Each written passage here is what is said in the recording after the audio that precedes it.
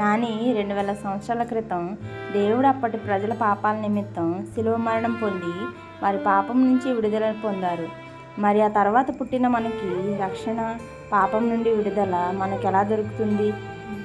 మంచి ప్రశ్న అడిగావు అక్క. 1950లో పోలియో అనే ఒక భయంకరమైన వ్యాధి వచ్చి చాలామంది ప్రజలు చావుతో పోరాడుతున్నప్పుడు అదే టైంలో డాక్టర్ జోనాస్ సాల్క్ అనే అమెరికా వైద్యుడు పోలియో వ్యాధికి విరుగుడు కనిపెట్టాడు. ఆ టీకా ద్వారా అప్పుడు ఉన్న పోలియో వ్యాధి గల వారు స్వస్థత పొందారు. అలాగే ఇప్పుడు ఉన్నవారు కూడా స్వస్థత పొందుతున్నారు.